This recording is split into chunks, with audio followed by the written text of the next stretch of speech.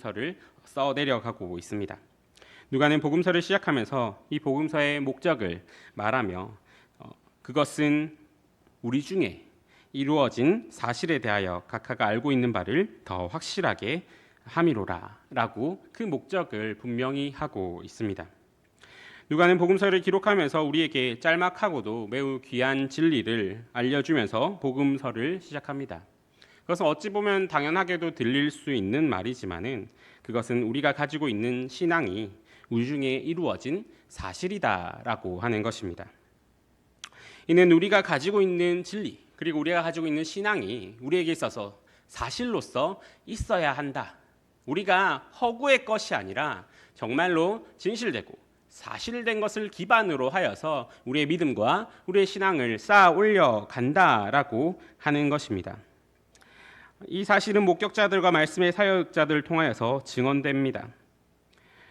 그런데 우리가 가지고 있는 진리 그리고 우리가 성경에 대한 지식과 우리가 가지고 있는 신앙이 사실이다라고 하는 것은 사실 어떻게 보면은 당연한 것처럼 보이지만은 정말로 이것을 깊게 들어가 보면은 실제로는 그렇지 못한 것을 알 수가 있습니다.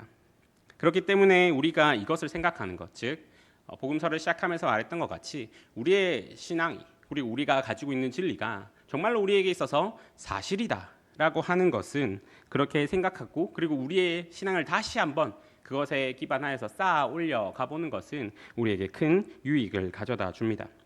그래서 오늘은 우리의 신앙이 사실의 영역에 머무른다라는 것에 대하여서 함께 나누어 보고자 합니다. 현대 사회는 이전도 그랬지만 현대로 올수록 더욱더 뚜렷하게 두 부분으로 분리되는 것이 있습니다. 바로 사실의 영역과 가치의 영역입니다. 가치의 영역은 주관적인 선호의 영역입니다. 그렇기에 가치의 영역이 가지고 있는 특징은 강요될 수 없다라고 하는 것입니다. 이와 반대로 사실의 영역은 공적인 특성을 가지고 있습니다. 그렇기 때문에 우리가 항상 다른 사람에게 무엇을 설득하려 한다, 우리의 어떤 것을 알려주려고 한다라고 할 때 우리는 항상 그 사실에 기반해서 다른 사람에게 말을 하게 됩니다. 우리는 자신의 가치관을 남에게 강요하지 말라라고 하는 말을 자주 들어봤을 것입니다. 그러나 사실을 강요하지 말라라고 하는 말은 하지 않습니다. 사실이라는 것은 객관적이고 보편적이다라고 생각하기 때문입니다. 얼마 전 유행했던 팩트라는 단어, 한창 방송에서도 그렇고 사람들 사이에서도 팩트 체크, 팩트 폭행 등 팩트라는 단어가 상당히 유행을 했었던 적이 있습니다. 이 팩트라는 단어를 가지고 사람들에게 그것이 보여주고자 했던 것은 내가 말하고 있는 바를 너에게 설득시키겠다라고 하는 것입니다. 이렇듯 팩트라는 것, 사실이라는 것은 다른 사람의 어떤 행동이나 생각을 설득하고자 하고 그리고 설득할 수 있다라고 하는 생각이 그 저변에 있습니다. 우리가 여름이나 겨울에 에어컨을 틀거나 난방을 틀 때 한번 생각해 봅시다. 사람마다 같은 공간에 있지만은 같은 에어컨 아래에 있지만은 누구는 그것이 추울 수도 있고 누구는 그렇지 않을 수도 있습니다. 이처럼 춥고 더움의 문제, 내가 이것을 춥다고 느낀다 혹은 내가 이것을 덥다고 느낀다라고 하는 것은 가치의 영역입니다. 그렇게 누군가가 지금 더워라고 말하면은 옆에서 누군가가 아닌데 나는 추운데 라고 말할 수가 있습니다. 그리고 그 상황에서 아무런 문제가 발생하지 않습니다. 사람들이 나는 더운데 저 사람은 춥구나 라고 생각하면서 끝나버리기 때문입니다. 그런데 이게 사실의 영역으로 들어가면 조금 다릅니다. 누군가가 지금 온도계가 옆에 있어서 온도계를 보고 지금 온도가 22도네 라고 말했는데 누군가 옆에서 아닌데 25도인데 라고 말하면은 그 사이에 갈등이 생깁니다. 왜냐하면은 사실은 두 가지가 될 수 없기 때문입니다. 그러면 우리의 신앙과 기독교의 진리는 과연 어느 영역에 있습니까? 안타깝게도 현대 사회에서 신앙이라는 것은 가치의 영역에 들어갑니다. 그렇기에 우리는 진리라는 단어를 사용하고 분명 진리라는 단어는 그것이 사실이며 변할 수 없는 가치를 가지고 있다라는 것을 포함하지만은 그래, 너가 가지고 있는 진리는 그냥 너 안에서 그렇게 믿어라. 그리고 내 진리는 내가 알아서 할게 라고 생각을 하게 됩니다. 우리는 진리라는 단어를 사용하지만은 다른 사람들로부터 그것이 너에게는 진리일지 모르나 나에게는 그렇지 않다라고 이야기하는 사회에서 살아가고 있습니다. 지하철 안에서 추위와 더위를 느끼는 사람이 동시에 존재하듯이 각자의 진리를 가진 종교 혹은 각자의 진리를 가진 각자의 신앙을 가진 사람들이 섞여서 살아감에도 아무런 이상함을 느끼지 못하는 사회가 바로 지금 현대 사회입니다. 결국 그 속에서 신앙은 우리도 모르게 가치의 영역에 머물곤 합니다. 제가 여러 수련회를 다니고 여러 청소년들 만나보면서 최근에 가장 많이 듣는 말들 중에 하나가 바로 이 말입니다. 청소년 혹은 청년의 시기에 믿는 가정의 아이들이 제일 자주 하는 말인데 그것은 무엇이냐면은 종교를 나에게 강요하지 마세요라고 하는 말입니다. 그 아이들의 말을 들어보면 이런 것입니다. 나는 종교의 자유가 있고 대한민국도 종교의 자유가 있는 나라인데 왜 나에게 종교를 강요하냐? 왜 나에게 교회를 억지로 가라고 하냐? 나는 가기가 싫은데 라고 하는 말들입니다. 그런데 그 말을 들으면 어떤 생각이 드시겠습니까? 한편으로는 황당하면서도 그런데 다른 한편으로는 그 말에 대해서 어떻게 딱히 그 말에 대한 반박을 할 수가 없습니다. 그렇기 때문에 많은 가정에서 이렇게 대응합니다. 타협안을 제시합니다. 네가 만약에 교회를 간다면은 용돈을 주겠다. 만약에 교회를 잘 나가고 이번에 수련회를 간다면은 너가 원하는 휴대폰을 사주겠다. 이런 식으로 말입니다. 그런데 만약 동일한 상황에서 한 아이가 도둑질을 하고 나서 나에게는 도둑질을 할 자유가 있습니다. 라고 말한다면은 어떤 생각이 드시겠습니까? 지금도 벌써 머릿속에서 그 말을 반박하고 아이를 올바른 길로 인도할 수십 가지의 말들이 떠오르지 않으십니까? 그리고 그 말들을 통하여서 아이와 논쟁이 벌어지지 않겠습니까? 이러한 사실들이 우리에게 있다라고 할 때에 우리는 이미 예수님을 믿는 것 그리고 교회를 가고 신앙을 가지는 것을 사실의 영역이 아니라 가치의 영역에 두는 것 그리고 그 도둑질이라는 것이 아이에게 있어서 인생에 끼치는 악영향보다 기독교를 믿지 않는 것, 교회를 나오지 않는 것이 그 아이의 인생에 있어서 끼치는 것의 영향력을 더 작게 평가하고 있다라는 것을 의미하고 있는 것입니다. 우리는 어떤 사람과의 대화 속에서 그리고 우리의 신앙을 나누는 속에서 이미 우리는 신앙이란 것을 각자 나의 신앙이라는 이름으로써 개인화시켜 버리게 됩니다. 성경의 증거들이 그 명령을 따라 이루는 사실이 아니라 나에게는 의미 있지만 다른 사람에게는 조금 의미가 없어져 버리는 것 같은 가치에 존재하는 것입니다. 그렇게 신앙이 사실의 영역이 아니라 가치의 영역에 존재하는 사람들이 가장 마음에 거부감을 느끼는 행동이 하나가 있는데 그것이 무엇이냐면은 바로 전도입니다. 전도를 하면은 대부분 제가 어른 성도분들하고는 잘 대화를 나누지 못했지만은 아이들하고 대화를 나눠보면은 전도라는 행위를 부정적으로 표현할 때는 항상 이렇게 표현합니다. 혼자 믿으면 되지. 혼자 잘 믿으면 되지. 왜 굳이 나가서 상대에게 자신의 종교와 자신의 신앙을 강요합니까? 라고 말을 하게 됩니다. 이렇듯 우리는 사실이 아니라 그것이 정말로 공적인 영역에서 혹은 내 삶을 이루어가는 사실이 아니라 그저 하나의 개인적인 기호, 개인적인 선호의 영역에 있는 그리고 그것이 당연시되는 사회에서 우리는 살아가고 있습니다. 또한 그것이 잘 드러나는 부분이 바로 낙태나 동성애와 같은 사항에서입니다. 우리는 개인적인 기호를 묻고 있는 것과 이런 도덕적인 질문들이 똑같은 수준에서 진행되고 있는 것을 살펴보게 됩니다. 누군가에게 동성애와 낙태를 물을 때 그 질문의 수준은 이 정도입니다. 혹시 어느 여행지를 좋아하십니까? 혹시 어떤 음악 장르를 좋아하십니까? 혹은 어떤 음식을 좋아하십니까? 라고 하는 질문이나 혹시 낙태와 동성애에 대해서 어떻게 생각하십니까? 라고 하는 질문이 똑같은 수준에서 이루어진다는 겁니다. 이런 질문들, 낙태와 동성애라는 질문들을 할 때 어떻게 이야기를 합니까? 혹시 낙태에 대해서 당신은 어떻게 생각하십니까? 혹시 동성애에 관해서 당신은 어떻게 생각하십니까? 라고 질문을 합니다. 이런 것 자체가 어떤 사실, 분명하게 정해져 있는 것, 그것은 악하고 나쁘다라는 것이 아니라 당신은 이것에 대해서 A와 B라는 의견 중에 어떤 것을 가지고 있습니까? 라는 것을 물어보는 것입니다.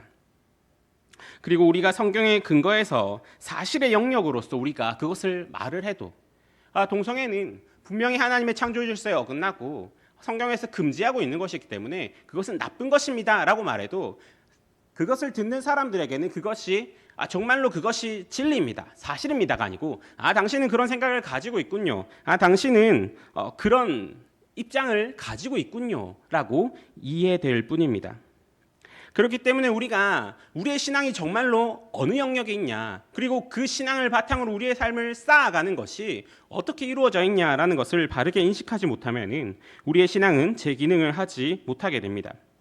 신앙이라는 것은 가장 1차적으로는 하나님의 말씀으로 세상을 살아가게 하고 그 말씀 위에서 비춰주신 빛 아래에서 그 빛으로서 세상을 보면서 세상이 이런 곳, 하나님의 창조 질서에 의해서 하나님의 말씀에 의해서 이렇게 살아가는 것이 올바른 삶이다 라는 것을 알려주게 합니다. 그런데 가치의 영역이 신앙에 들어가 버리고 신앙을 점점 개인화시켜 버리면 버릴수록 신앙은 산타클로스처럼 돼 버리게 됩니다. 산타라는 존재로 인해서 누군가는 즐거움을 얻기도 합니다. 그리고 누군가는 위로를 얻기도 합니다. 하지만 그것을 공유할 때에 모두가 한 가지 알고 있는 사실이 있는데 그것이 무엇이냐면은 그것은 사실이 아니다라고 하는 것입니다. 그렇기에 우리가 웃으면서 그리고 그것으로 인해서 한번 힘을 얻고 아니면 그것으로 인해서 어떤 위로를 얻을 때는 아무 말 하지 않습니다. 그런데 누군가가 정말로 진지하게 야 정말 산타가 있는 것 같지 않아?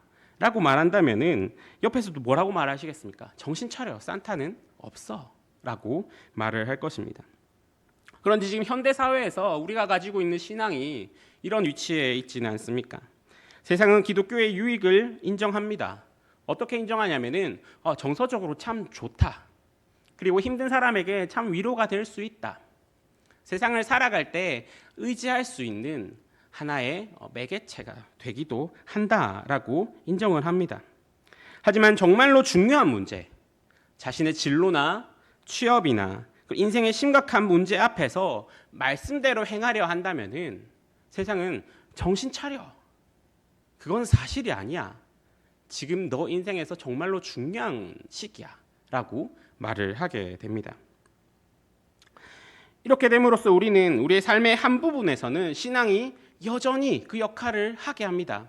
그것이 어디입니까? 바로 교회 아닙니다. 그리고 나 자신 아닙니다. 하지만은 한 부분에서는 의미를 잃은 채 세상이나 공적인 영역에서는 의미를 잃은 채 살아가게 됩니다. 이렇게 우리 신앙이 삶의 전체를 형성하지 못하고 분리가 된다면은 우리는 신앙이 가지고 있는 힘과 그 기능을 온전히 누릴 수 없게 됩니다.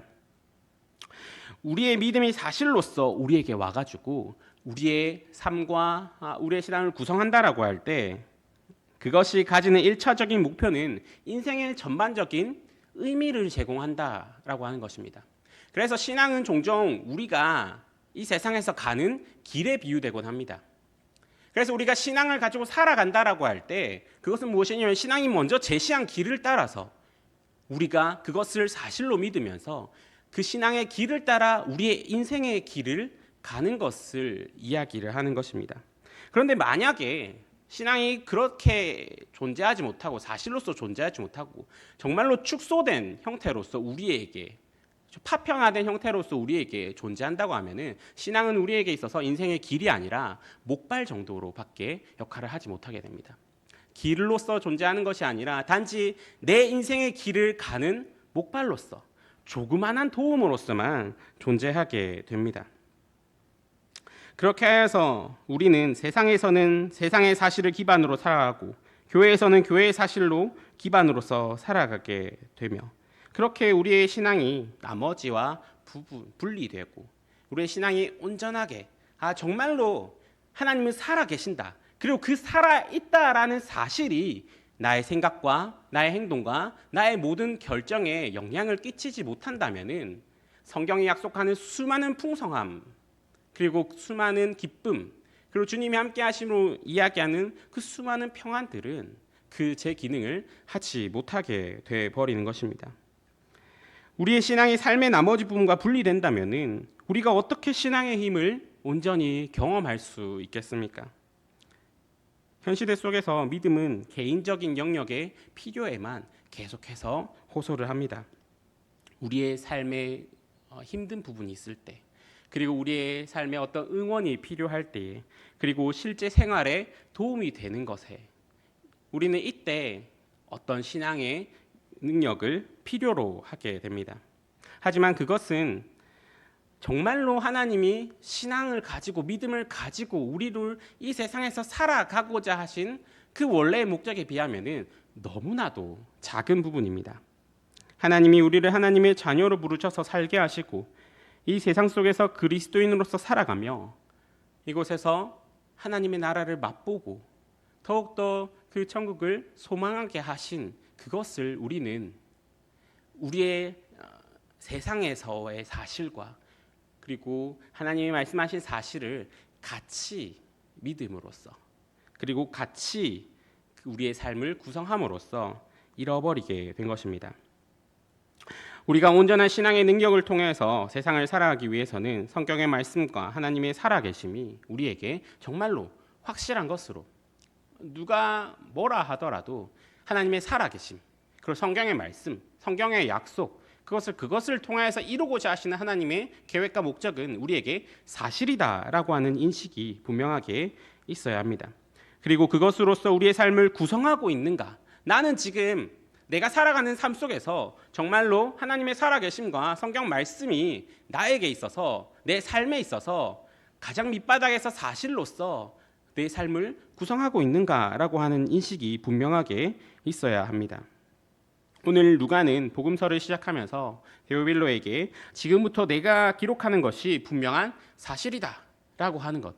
그렇기 때문에 사실이기 때문에 내가 정말로 당당하게 내가 정말로 확신 있게 이것을 당신에게 말한다라고 이야기를 합니다. 우리도 우리의 신앙과 삶이 하나님이 주시는 진리의 말씀 위에 있다라는 것을 알아야 합니다. 그리고 그것으로서 우리의 삶을 세워가며 그리하여 주님이 주시는 평강과 기쁨과 주님과 동행함으로 누리는 온전함이 우리 가운데 풍성하게 있어야 합니다. 신앙은 우리에게 있어서 분명한 사실이 됩니다. 우리가 그 사실을 믿는다라고 할 때 그것이 가장 먼저 드러나는 것은 이 신앙이 사실이므로 내가 행동하는 모든 행동에 그리고 내가 생각하는 모든 생각에 내가 결정하는 모든 결정에 그 신앙이 의미를 미친다라고 하는 것입니다.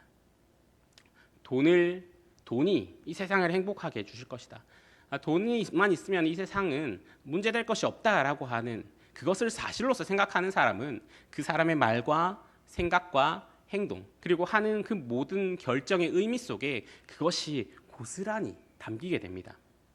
그렇다면 마찬가지로 하나님은 정말 살아계시고 성경의 말씀을 통하여서 우리의 삶을 살게 하시고 우리로 하여금 우리를 교회로 불러주시고 또 이 땅에서 야곱의 길을 살아가게 하시다가 저 천국에서 함께 영원한 기쁨 속에서 영원한 교제를 누리게 할 것이다 라는 그 약속이 우리에게 주어졌고 우리가 그것을 정말로 사실로 받아들인다면 우리가 정말로 생각하는 그 사실이 우리의 말과 생각과 행동 속에서 조그만한 의미로서 다 작용을 해야 됩니다.